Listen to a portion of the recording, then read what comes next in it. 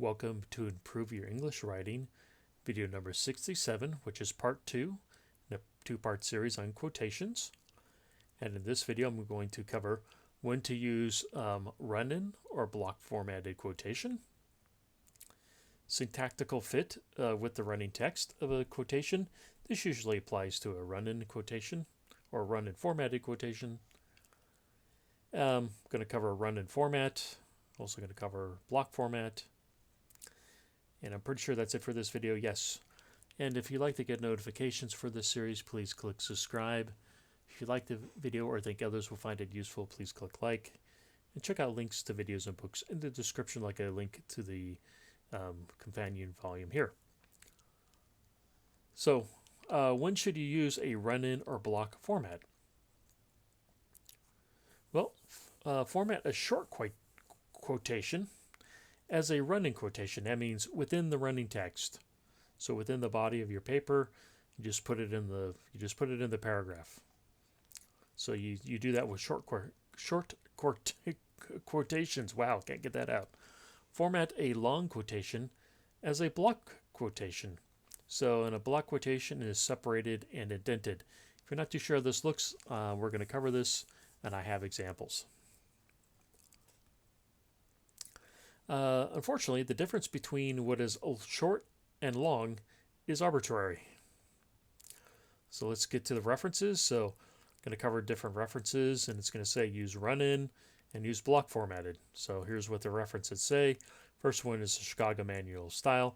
It says it's really the publisher's choice for using run-in and block format, but I believe it says like you should use block formatting when the quotation is hundreds of words long or is multiple paragraphs. It basically says when you have those two situations, you should definitely be using block, but it says it's really up to the publisher. MLA style says if it's 4 or less lines, so MLA is writing on 11.5 by or 8.5 by 11 paper. So if it says, and then it has its own style, but basically it says if it's 4 or less lines, it should be run-in. But if it's more than 4 lines, it should be block. And the Greg's Reference Manual says no, it's 3 lines. If it's 3 lines or less, do run-in. If it's more than 3 lines, use block. So the difference here is 1 line. And the APA says something a little different. Says if it's less than 40 words, it should be done as a run-in format. But if it's more than 40 words, it should be used as block. So what do I recommend? Well, I recommend a block format when the quotation is 40 or more words, which, believe it or not, 40 words is about 3 lines on letter-size paper. So basically, the Greg's Reference Manual and the APA basically agree, because 40 words is basically 3 lines. So I'm going to say I recommend block when it's 40 or more words, which is about 3 lines, or when you have 2 or more complete or partial paragraphs. So that's what I'm going to recommend. But if you want to follow specific style manual, here's how the different style manuals lay it out. My recommendation is 40 or more words, or 2 or more partial or complete paragraphs. Syntactical fit with the running text. So basically, you're writing your document, and you have to work the quotation into the flow of the text. So how do you do that? Well, here's some pointers of how to do that, or problems that you will encounter when trying to get the quotation to flow into the text. So this basically says, I was just explaining this. When combining a direct quotation with the running text, the combination should be smooth, grammatically correct, and ideally free of brackets. This is the goal. But the two common combination problems are, so this is where the problems, so it isn't always going to fit, or not everything fits nicely. So, and here are the 2 common problems. One is you'll have a mismatched verb tense. So between the quotation versus the running text. So the tense is going to be wrong, or it's going to be different between your running text and your quotation. Or what you're going to have is you're going to have an ambiguous pronoun in the direct quotation, like we'll use like they or he or she, and you don't know who they, he, or she refers to. So you have this ambiguous pronoun in the direct quotation. So to solve these problems, here's how you solve them. And I'm going to have a whole nother slide on solving these. To solve these problems, one is you revise the running text. So you can't change the quotation. So if you're going to change one of the two texts, you're going to have to revise the running text to get it to fit. So one, you revise the running text. And the other way to solve it is you move. So instead of doing this, or you move where the quotation starts and stops. So you move the direct quotation's starting or ending point. And this will help you remove brackets, and maybe you'll provide a better combination between the two. So there you go. You revise the running text, or you have to move the starting and ending point of the direct quotation. So once again, remember I said your syntactical fit is ideally for your brackets. So moving on the brackets. Use brackets only when necessary. Just stating again, avoid brackets. But when you have a mismatch verb tense, here's one of the ways you can solve it. Remember I said you can revise the running text, or you can move the starting and end point. But when you can't get that, then with a mismatch verb, you rather replace the verb with a bracketed verb, or what you do is you bracket the changed syllable, and what that means is really it's going to be a bracketed s, ed, or ing, because remember we're talking about a verb. So what happens is you replace with a bracketed verb or the change part of the changed syllable, like this. And we have examples if this is not making sense. So see the first example below. So that's what you do with a mismatched verb. And with an ambiguous pronoun, you rather, and these are color-coded for when I get down there, that way it'll make sense to you. With an ambiguous pronoun, you rather replace with a bracketed noun. So basically you take the pronoun and you replace it with a bracketed noun. Or you add a bracketed clarifying word after the pronoun. See the second example below. And what you want to do is that use the bracketed replacement word, meaning the bracketed verb or the bracketed noun, for most writing situations. That's what you do for what I call the general writing situation. If you have a different writing situation, like a legal document, what you're going to do is you're going to follow the red, the what I call the red color text. You're going to actually use a bracketed syllable or add a bracketed clarifying word. But for the general writing situation, just use a bracketed replacement word. So, and use a bracketed, there we go, I was just saying this. So, but you use a bracketed syllable or bracketed clarifying word with MLA style legal documents or documents involving textual or historical criticism. So the blue, do the blue for the general situation, do the red for MLA in these situations here. Or actually, if you're not in any of these styles, then you need to pick a style and be consistent. So here we have a general writing style, because I can see the blue here. According to Bushman, a bad historian fails to separate opinions from facts. Or if this was, like MLA style or legal document, you would say, or you would say, according to Bushman, a bad historian fails to.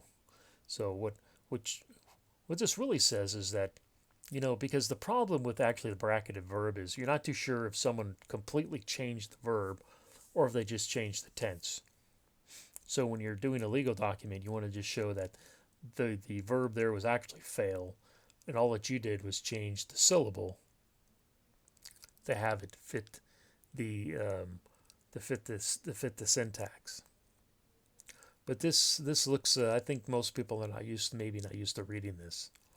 So that's the reason why they like the bracket, or for the general audience, you do the whole verb.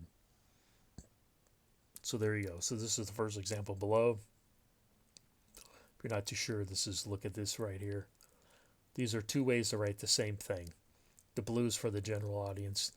The red is more for a MLA style, or maybe what I call a legal document. The next example is, according to Bushman, bad historians fail to separate opinions from fact. Or this is for the general writing situation. Or if you were writing in a MLA style legal document, you'd say, like, according to Bushman, they, and then you put the bracketed clarifying word, they, bad historians, fail to separate opinions from fact. So that's how you write it. So these are different ways, or these are two ways to solve these two problems. And then I've shown you that there's a preference for if you have writing to a general audience, or like MLA style legal documents. So if you're not writing for any one of these styles, then you need to pick a style, and you need to stick to it, be consistent. So let's talk about run-in format. So basically, a run-in format is placing the direct quotation within the running text. So within, you're writing paragraphs in a document, the direct quotation occurs within the paragraph. And you close the direct quotation and double quotation marks. You separate it from the sentence in most situations, excuse me, with a comma or colon. And you place a source citation after it. So here's an example. Judge DeSoto gave the jury excellent instructions, colon. We can use a colon here because this is a complete sentence. If not, this would probably be a comma right here. This would be a comma. Quote, since we put the quotation into quotation marks, gather the facts and decide the case in the deliberation room. Whoops, the period should actually go on the inside here. Sorry about that. Period, close quote, and then this superscript 1 is the source citation in a footnote format. If you're doing an in-text source citation format, it would be room. I probably copied it, or was originally like this. I'm not too sure, and I have to go back in the book. But basically, it'd be, this ellipse. I'm just omitting this room. So you'd have the closing quotation mark. You would have the source citation. This is the in-text source citation, and then period. So that's how it would look with an in-text source citation. I'm pretty sure I got one more example. Many disagree with Johnson that humans are just evolved humans. Just evolved humans is a quote from Johnson. So what we do is we put the direct quote in quotation marks. And in this case, we don't need we don't separate with punctuation, because there's no signal phrase to separate the direct quotation. I should probably reference the video there. So I have some videos on using quotation marks. Go watch those for knowing when to put punctuation, like commas and colons. But here we have the quote, the direct quotation and quotation marks with the source citation following it. And then if you use an in-text source citation, it'd read like this: animals, and then parentheses 88, and then the sentence would continue. So this is what it would look like in I believe this is MLA style source citation. So this is what or it would look like in a in-text source citation format. Oh, there we go. So this is probably where all the see videos 39 and 40, rules 31 to 34 for more examples. I'm pretty sure this is all the rules on using quotation marks. So all those rules have plenty of examples of direct quotations. So go back to those two videos if you want to see more examples of run-in formatted direct quotations. Let's talk about block format. So block format is where you actually separate and indent the direct quotation from the running text. For separation, so I have these two keys, separation and indent. So let's talk about the separation of the block format. You begin the quotation on a new line. Do not insert a space before or after the quotation. So it's basically running text, new line, quotation, or the quotation starts a new line. There's no space before or after.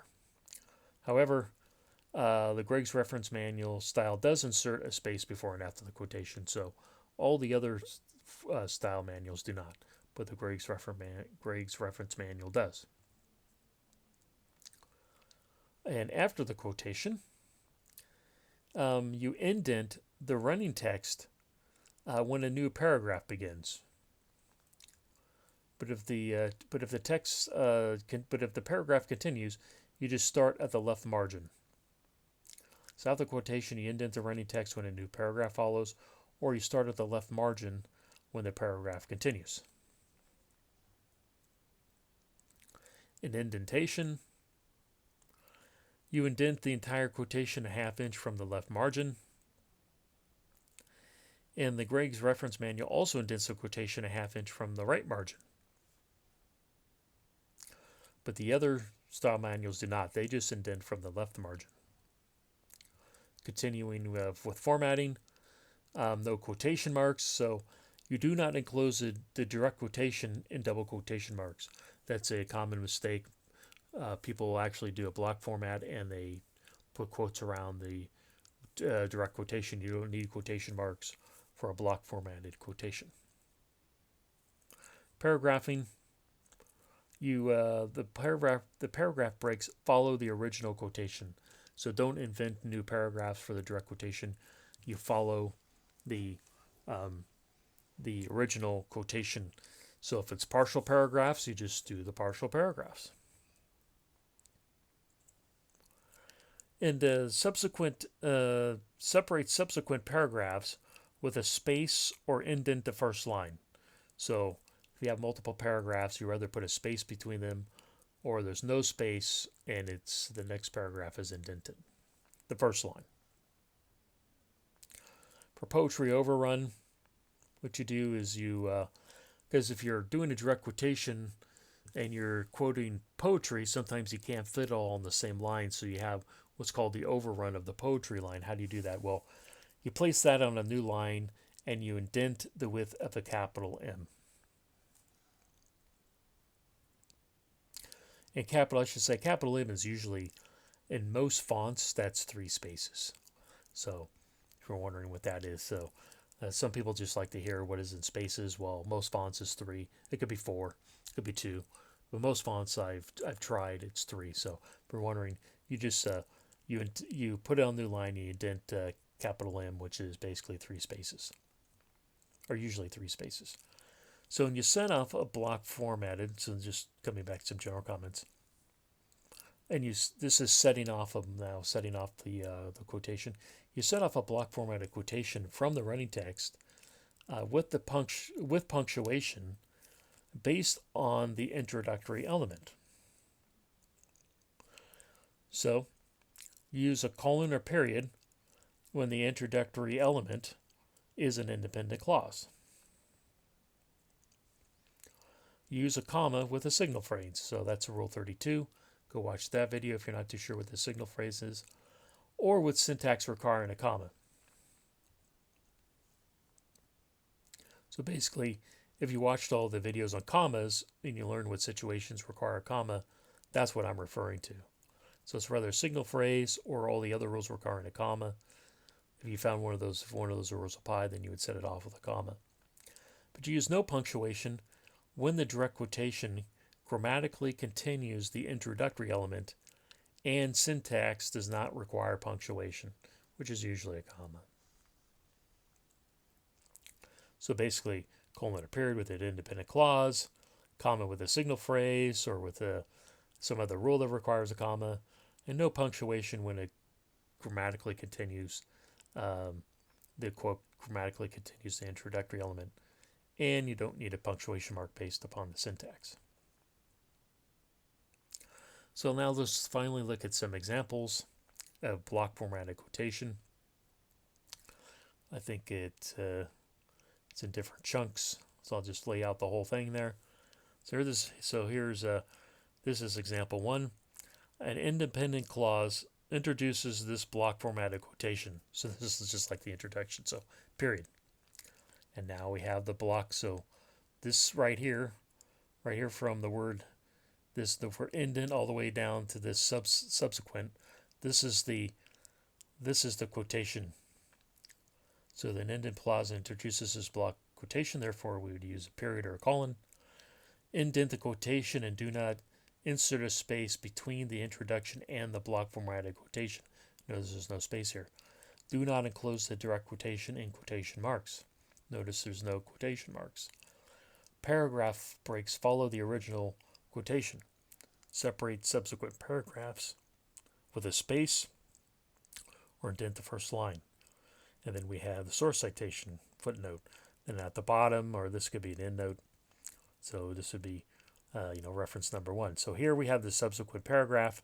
We could put a break. Notice there's no break between, there's no line space between these paragraphs.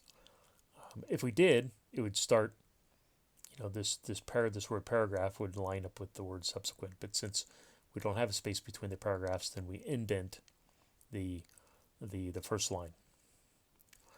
And when the paragraph continues, so now we're after, so this is the direct quotation, now we're after the direct quotation. Notice there's no space after the direct quotation.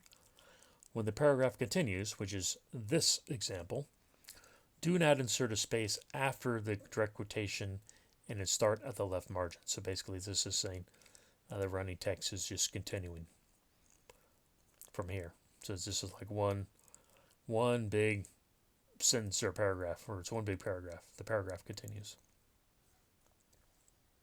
So let's look at example number 2.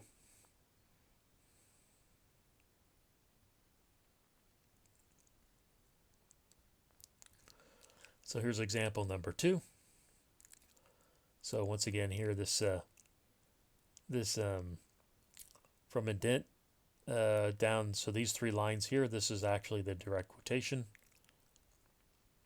So a comma introduces this block formatted quotation because of the syntax, and a new paragraph follows the quotation. So this is just a summary of what's going on here. I know I've put it written into the example. The author stated, so this is actually a signal word here, so we would put a comma. So since this is a signal phrase or word, we would put a comma. Go look at that video. Comma, and then we have the actual quotation here. Indent the entire direct quotation a half inch from the left margin. Greg's reference manual also indents the quotation a half inch from the right margin. Place any poetry overrun on a new line and indent the width of a capital M. Then here we have the superscript 1 for the source citation. So here we have the block formatted quotation. It's indented, a half inch from the left margin, and there's no space. We started the direct block format on a new line. We did not insert a space between the introduction, and we did not insert a space after the block format. So, but remember, I said a new paragraph follows the quotation. So when you have a new paragraph that starts after direct quotation, you indent the paragraph, just like here. Do not insert a space after the block quotation, I was just saying that, and indent the new paragraph. And then just this little caveat in case you have the situation. When the document uses spaces between paragraphs, because you have a document that, the paragraphs, there's no space between paragraphs. You indent the first line of all the new paragraphs, but excuse me. But some people will format documents with spaces between the paragraphs. So when you have that, so when the document uses a space between paragraphs, insert a space after the quotation and start the running text at the left margin. because that's how it formats new paragraphs. So if you think about it, we were indenting the new line because that's how the new paragraphs were formatted. So that's why I said you don't insert a space and you indent the new line for a new paragraph, or you indent for a new paragraph. And I was just inserting this clarification, but when new paragraphs are done with spaces, then you just put a space between the block or the block formatted quotation and a new paragraph. Because effectively, this whole thing here, from here all the way down to, to this block formatted quotation is the paragraph. And you start a new paragraph. And how do you do that?